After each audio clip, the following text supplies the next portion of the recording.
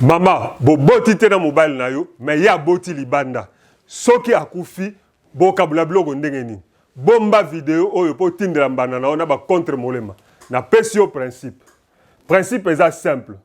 Toza na mobile donc yo na mobile na yo, boza marié sous le régime de la communauté. Donc dans le cercle oyo, ils ont représenté régime de la communauté universelle de biens. Donc, il a dit que Bosangisaki biloko na bino, mais malheureusement, Bozana banate. Ce papa a sous-souté, kokabula biloko est simple. Yo, ato botate, ozana droit, il y a 50% na yo. Voilà. C'est ça.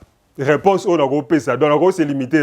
Nago continue, mais nago s'arrêter. Obota te, droit na yo, est lié na qualité na yo ya femme mariée na régime oyo boponaki nazuka exemple régime universel mais universel de biens et cause là il y a séparation de biens to il y a réduite aux acquis mais réduite aux acquis na communauté universelle de biens ça à peu près la même chose donc bakabolaka d'abord biloko ya couple pour les acquis ya bino. Même ceux qui m'appellent na combat papa, même ceux qui bana balobi que ezali na combat papa, même ceux qui papa tika ki testament, le testament volontaire testament eza au-dessus de il y a régime matrimonial.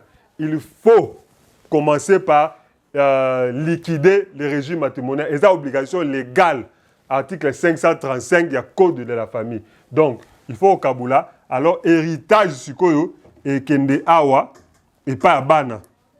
Parce que les enfants sont le privilégié en matière d'héritage. Binope Bana, même ceux qui maman ou la maman a binoté, elle a droit non seulement à ces 50%, mais Binope boza privilégié en termes d'héritage. Pour eux, ils ont bien un couple, héritage de Yangoyo. Héritage, c'est la part, il y a bien, après division, au papa a eu héritage des alliés. Alors, au cas où, justement, maman ou Sikoyo, ya koufi biloko ekende na 50% comme ana banate 50% ekende na famille na ye et puis 50% ekokende et pas ya mobile na ye parce que elle n'a pas des héritiers de la première catégorie donc héritier na ye ezali donc par na ye tanguye donc ce qui maman o nem ta koufi on va diviser. Mais maintenant, c'est la part de la femme qui ira pour 50% à sa famille, la famille à maman, et puis 50% et kende la famille, qui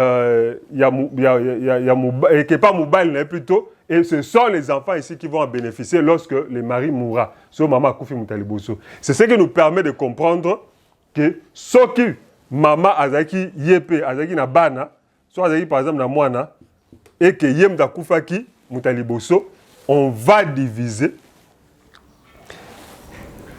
bien à maman et que alors non plus à la famille, mais que prioritairement à moine.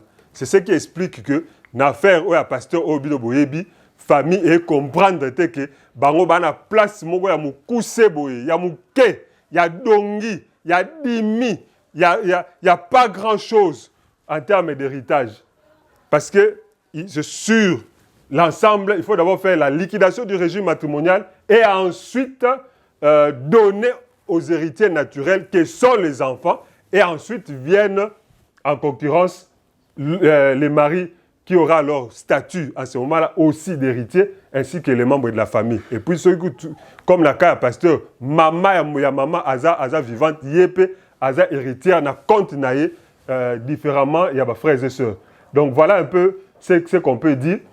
Donc, ce qu'il faut retenir, c'est que moi, si, abota te, aza stérile, aza kisita, aza la mela milangi, bofingaye, kaza femme de nuit, aza démon, aza magicienne, sorcière, elle a droit à 50% en termes, il y a régime matrimonial, sur les régime, il y a communauté universelle de biens. Oza régime, oza généralement choisi. Donc elle ne doit pas être discriminée. Et puis maman peut faire aïe ko défendre ba droit naïe au défaut même s'il est possible ya ko funda famille ya mobali na parquet pour ba s'emparer ya biloko ya nyos soit disant ya ndeko na bango.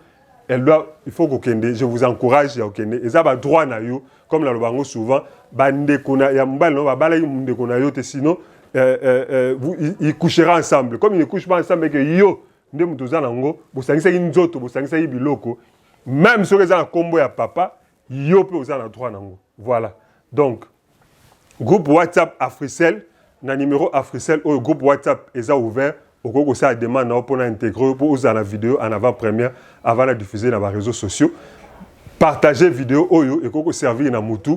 Likez, abonnez-vous dans différentes chaînes ici Kanazali. Merci et à la prochaine.